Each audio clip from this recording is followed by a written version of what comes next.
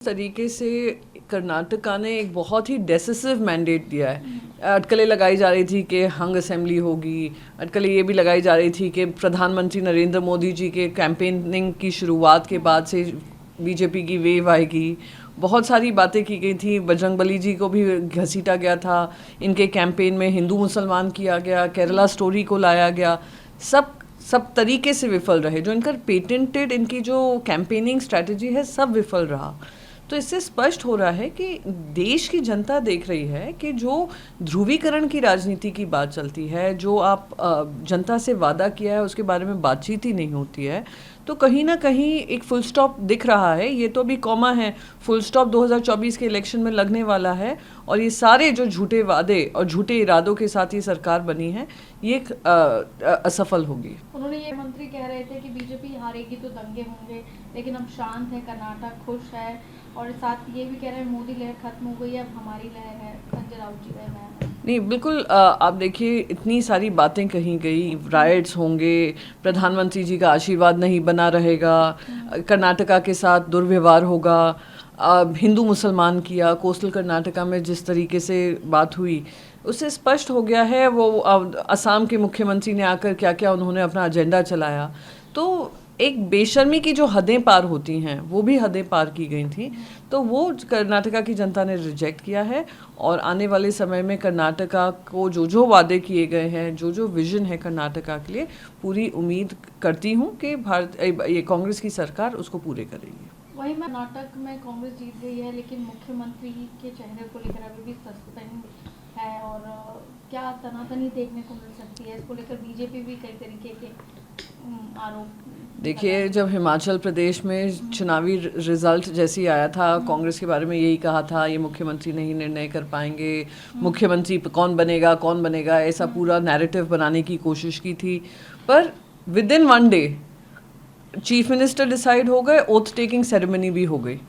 तो अभी अटकलें इसलिए लगाई जा रही हैं क्योंकि भारतीय जनता पार्टी के अटेंशन डाइवर्ट करना चाहती है, अपनी हार से अटेंशन डाइवर्ट करना चाहती है। मुख्यमंत्री जो भी बनेगा सोच समझकर सबका निर्णय होगा, सारे एमएलए से राय मशवरा होगा और जो भी कांग्रेस का नेतृत्व कहेगा उस आधार पे होगा।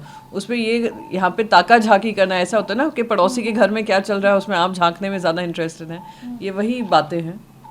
वही चुनाव बीजेपी मुक्त दक्षिण भारत है, मल्लिकार्जुन कहते हैं कांग्रेस 135 सीटों के साथ भूस्खलन हो जाता है। कर्नाटक की जीत आगामी लड़ाइयों के लिए कांग्रेस का मनोबल बढ़ाती है।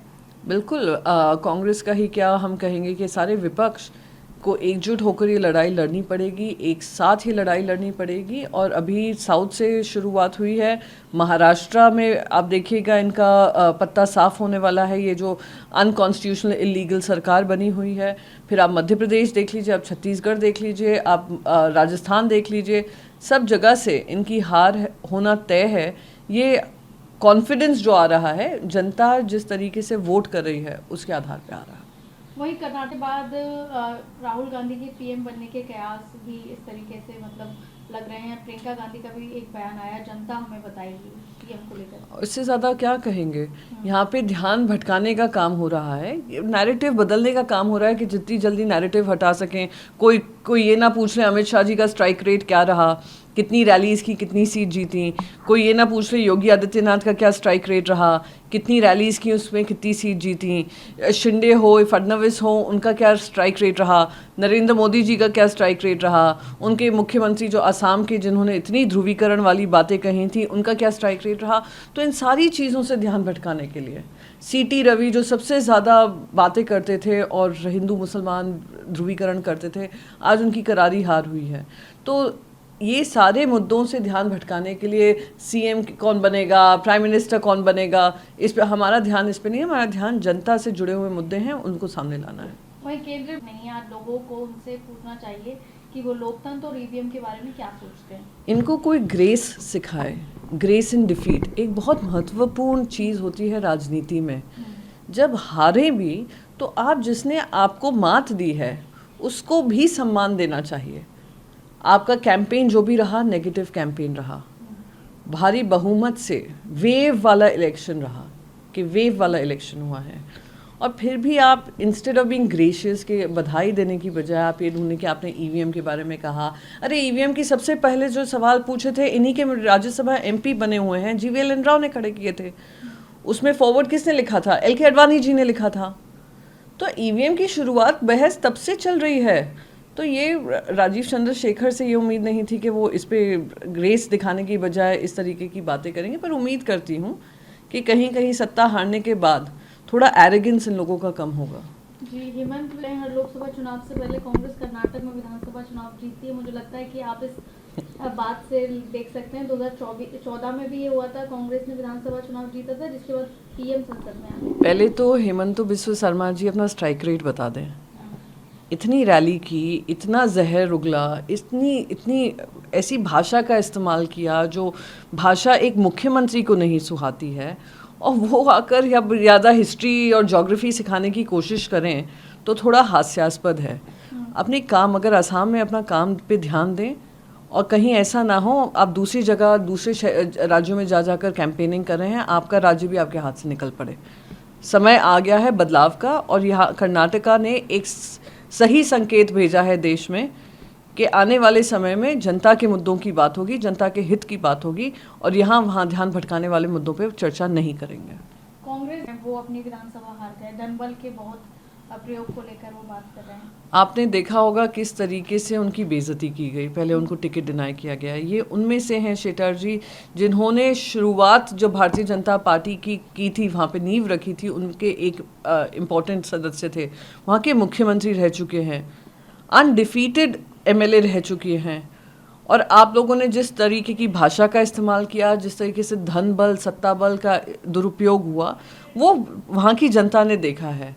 दुर्भाग्यपूर्ण है कि वो हारे हैं, पर इनको हराने में पूरी की पूरी भारतीय जनता पार्टी, प्रधानमंत्री से गृह मंत्री टू जो भी सारे कैंपेनिंग के लिए वहाँ पर उतरे, और येडुरप्पा जी खास करके, उन्होंने आपस ही लड़ाई में आप लोगों ने उनको पहले उनकी टिकट काटी और फिर उनको जीतने से रोका। तो ये दिख रहा है कि उनके खिलाफ षड्यंत्र रचा गया है, पर वो अपनी जनता से जुड़े रहेंगे, अगले चुनाव में जीतेंगे, यही उम्मीद है।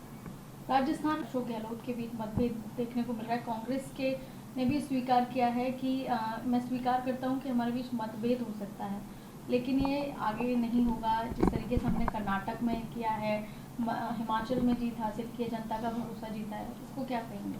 देखिए, जो भी आपसी इनके मतभेद हैं, आपस में बैठकर सलाह मशवरा हो, पार्टी का जो जिम्मेदारी है उसको ध्यान में रखकर हो, और समझौता कर कर एकजुट होकर ये लड़ाई लड़े। राजस्थान की, कर्नाटक का एक बहुत बड़ा संकेत है कि जनता इस केंद्र सरकार से त्रस्त हो चुकी है, भारतीय जनता पार्टी के शासन से त्रस्त हो चुकी है।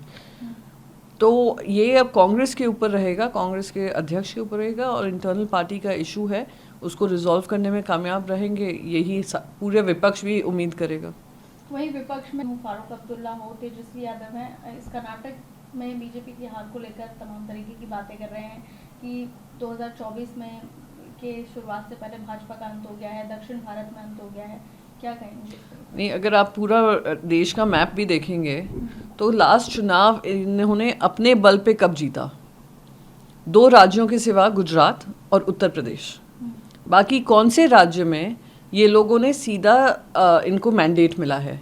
इन्होंने छीन कर, चोरी कर कर, गद्दारी कराकर इन्होंने सरकारें बनाई हैं, और ये देशवासी गवाह हैं उसके। तो जी हाँ, हम सब ने राहत की सांस ली है कि आखिरकार इस तरीके का झूठों का जो पुलिंदा बनाया हुआ है, जिस तरीके से इन्होंने जनता के वोट के साथ बेईमानी की है, अब जनता उनको सबक सिखाएगी। दक्षिण से शुरुआत हुई है, जैसे मैंने कहा, महाराष्ट्र होगा, मध्य प्रदेश होगा, छत्तीसगढ़ होगा, राजस्थान होगा, बाकी सारे चुनाव में जाने वाले राज्यों में इनकी भारी बहुमत से हार निश्चित है। वहीं तमिलनाडु में ये पूछा है कि स्क्रीनिंग के लिए सुरक्षा के क्या उपाय किए जा रहे हैं? देखिए, तमिलनाडु एसोसिएशन ने मूवी स्क्रीनिंग ख़त्म की है, क्योंकि उनको ये फियर था। ये लॉ एंड ऑर्डर की व्यवस्था कहीं भी किसी तरीके से ऐसी नहीं थी कि पिक्चर रिलीज़ होने के बाद कोई बिगड़ी हो, पर उन्होंने इस तरीके का मन बनाकर एसोसिएशन ने किया है, तो सुप्रीम कोर्ट ने उसका संज्ञान लिया है।